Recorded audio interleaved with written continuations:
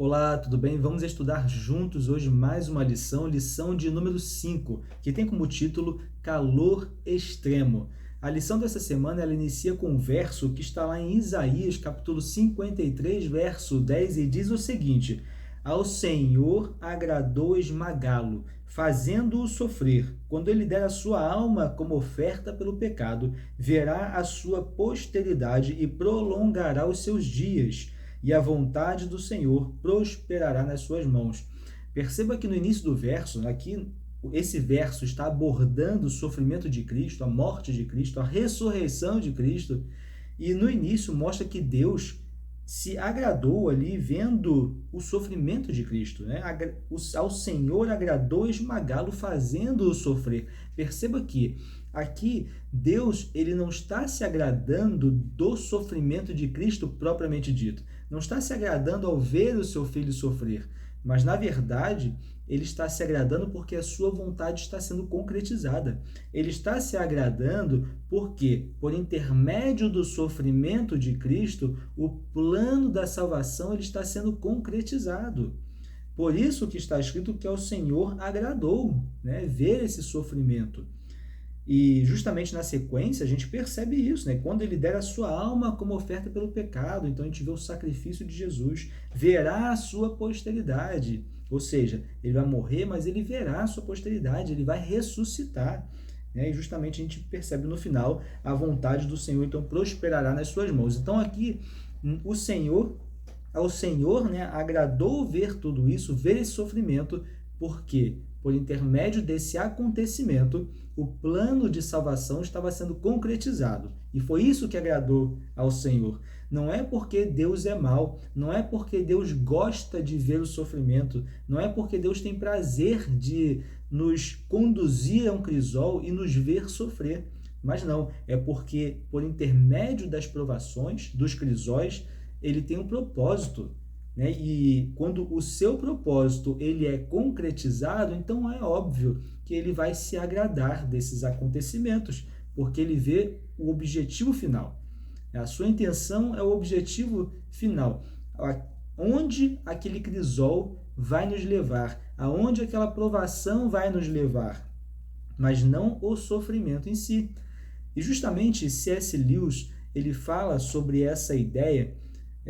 Quando ele estava vendo a sua esposa morrendo, ele escreve sobre isso quando ele diz que ele se via tentado de mudar a sua visão sobre Deus, né, de talvez não enxergar mais Deus como um Deus de amor, misericordioso, bondoso, mas um Deus, né, mau, tirano, né, que faz o povo sofrer, que faz o ser humano sofrer.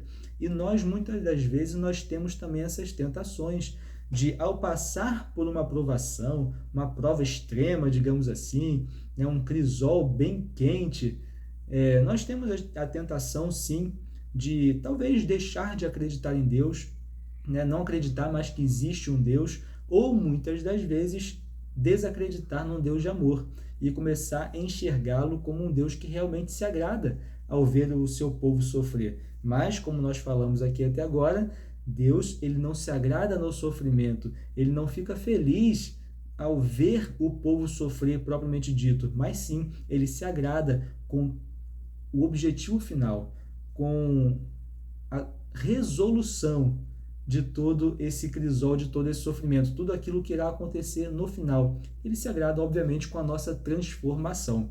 E aí a lição, ela nos traz nessa pergunta, quanto de calor o Senhor ele está disposto a fazer o seu povo experimentar a fim de realizar o seu propósito de nos moldar à sua imagem. Nós falamos dessa ideia na lição anterior, né, que Deus tem o propósito de nos moldar à sua imagem, quando ele nos coloca no crisol, quando ele nos coloca numa provação, mas quanto é o calor, qual é a temperatura máxima que ele está disposto a nos colocar para que o seu propósito ele seja concretizado? E a resposta é simples. É claro que ele está disposto a colocar a temperatura necessária para nos transformar. A temperatura que for necessária do crisol, né, o calor que for necessário, ele colocará, ele permitirá para que o seu propósito seja concretizado. E aí é claro que cada um vai passar por um crisol com determinada temperatura. Nós precisamos ser transformados à imagem de Deus. É uma necessidade. Então, Deus ele vai nos permitir passar por provações, né, necessárias para que o seu propósito seja concretizado. E na história de Abraão, né, o crisol que Abraão ele presenciou na sua vida, ele vivenciou, melhor dizendo, foi um crisol realmente bem quente, digamos assim. Foi uma prova de fogo bem extrema, porque Deus tinha um propósito específico. Lá em Gênesis capítulo 22, nós temos esse momento tão importante, quando Abraão, o pai da fé, que tinha recebido uma promessa de Deus, que ele seria pai de muitas nações por intermédio do seu filho Isaque, ele passa pela seguinte provação. Deus, o próprio Deus, que o presenteou com Isaque, né, o seu filho, ele solicita que Abraão realize um sacrifício, sacrificando o próprio filho da promessa. Perceba que crisol, que provação extrema é essa. E é claro que Abraão sabia que Deus ele não compactuava com o sacrifício de seres humanos. E agora o próprio Deus está pedindo para que ele sacrifique o seu próprio filho, o filho da promessa. Mas nós sabemos que havia um propósito específico nessa solicitação de Deus. E em Patriarcas e Profetas, página 122, nós temos aqui esse propósito. Diz assim: a aflição que Abraão sofreu durante os dias tenebrosos daquela terrível prova foi permitida para que compreendesse por sua própria experiência algo da grandeza do sacrifício feito pelo infinito Deus para a redenção do ser humano. Então, Abraão ele teve a oportunidade de compreender pela própria experiência algo da grandeza, né, do sacrifício que o próprio Deus iria realizar futuramente ao conceder o seu único filho para morrer pela humanidade. Então Deus tinha um propósito específico ali naquela solicitação. E é claro que Abraão tinha que conhecer a voz de Deus, porque Abraão poderia muito bem achar que não era o próprio Deus que estava pedindo isso, mas o inimigo, um pedido estranho, um pedido que não fazia sentido, né? E poderia muito bem achar que não era Deus, mas ele conhecia a voz de Deus, ele tinha certeza que era Deus que estava pedindo. E apesar de ser um pedido estranho, ele confiou em Deus, ele foi fiel a Deus, ele passou pelo crisol sendo fiel a Deus. E no final nós sabemos que Isaque não morreu, né? Deus ali envia um cordeiro para que o sacrifício fosse realizado, e Isaque não morreu. E isso é muito interessante, porque muitas vezes Deus ele nos solicita que nós vamos a determinados lugares sem a intenção que nós cheguemos nesse lugar, porque a sua intenção é nos transformar, nos moldar durante essa caminhada, mesmo que o objetivo não seja chegar nesse lugar. Com Abraão aconteceu isso. Deus pede uma coisa para Abraão, sabendo que Abraão não iria fazer, né? Não iria fazer porque Deus mesmo não quis que fosse feito no final, né? Porque Abraão, na verdade, iria fazer se Deus realmente solicitasse até o final que Isaque fosse morto. Mas Deus ele solicita algo para Abraão, já sabendo que não era para ser feito no final, mas ele tinha algo para realizar na vida de Abraão nessa caminhada da solicitação até ali o momento em que Deus diz que não era para realizar esse sacrifício, né? Deus ele tem maneiras aí que nós não conseguimos às vezes compreender para nos ensinar algo, para nos transformar, para nos moldar à sua imagem. Ele tem estratégias específicas, né? Estratégias divinas para nos ensinar determinadas coisas. É o grande professor que nós temos, né? Na sequência do estudo da lição, nós temos aqui o casamento de Oséias, que simboliza justamente a infidelidade do povo de Israel.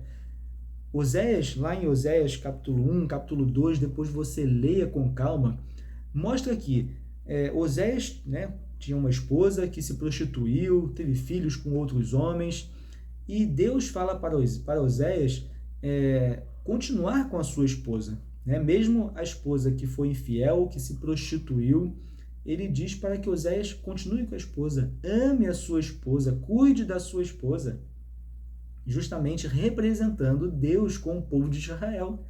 O povo de Israel se prostitui espiritualmente, né? Segue outros ídolos, se afasta de Deus, é totalmente infiel ao Deus verdadeiro, mas Deus ama tanto esse povo e quer continuar com esse povo, e quer cuidar desse povo, e quer demonstrar o seu amor a esse povo, mesmo um povo infiel. E interessante que no capítulo 2 de Oséias, no verso 6, né, Oséias aqui ele demonstra algumas estratégias para manter a sua esposa próximo dele. Lá no verso 6 do capítulo 2 diz assim: portanto, eis que cercarei o seu caminho com espinhos e levantarei um muro contra ela, para que ela não ache as suas veredas. Veja, Oséias dificultando a vida da esposa para que ela não volte para a sua vida de prostituição. Dificultando, criando dificuldades, criando barreiras para que a sua esposa não retorne à vida de prostituição. Deus faz a mesma coisa com o seu povo, que é infiel e que tem a tendência de se prostituir espiritualmente. Ele cria dificuldades muitas vezes na nossa vida para que nós nos mantenhamos ao seu lado. Essa é a ideia que nós temos aqui nesse momento, nessa lição. Deus ele cria sim dificuldades na nossa vida como uma estratégia divina para nos manter ao seu lado. Nós sabemos que temos um inimigo que a todo momento quer nos influenciar para o mal e vai utilizar de todas as estratégias possíveis para nos influenciar para o mal. Então nós temos um Deus, em contrapartida, que vai utilizar de todas as estratégias possíveis para nos influenciar para o bem. Mesmo que essas estratégias seja nos colocar em provações, mesmo que essas estratégias sejam criar dificuldades na nossa vida, porque ele se preocupa com o final.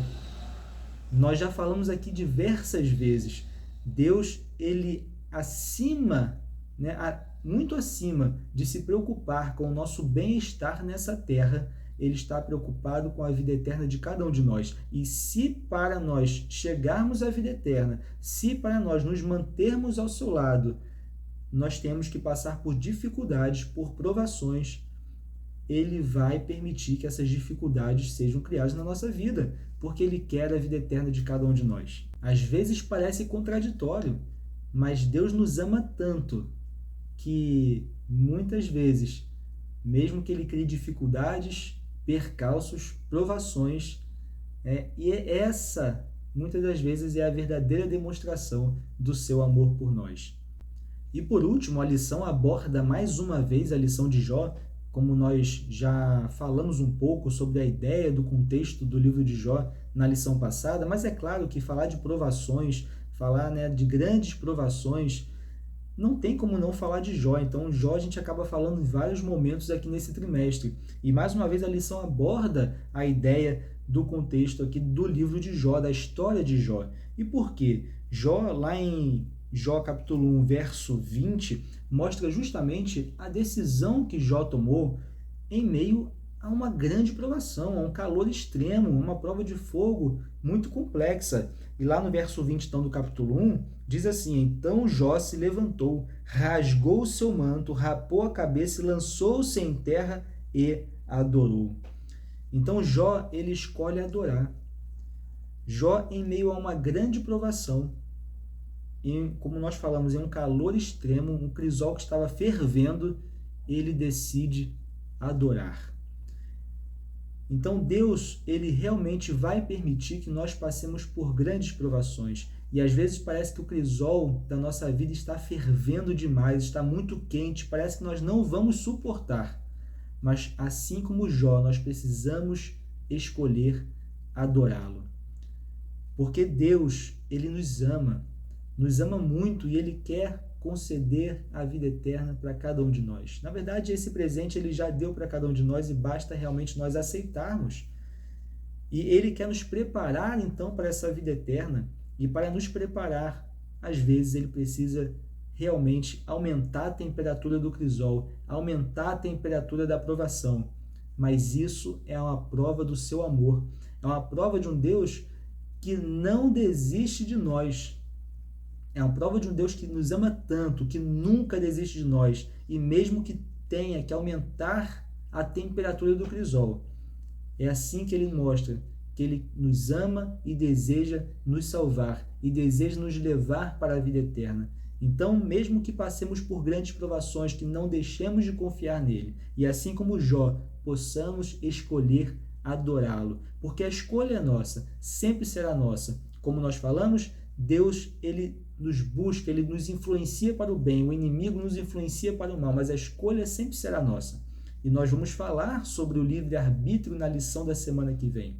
Mas aqui nesse momento, que nós já possamos ter essa ideia que Deus, ele nos ama e deseja salvar cada um de nós. Mais uma vez foi um grande prazer estar aqui com você e a gente se vê então no próximo estudo. Até lá!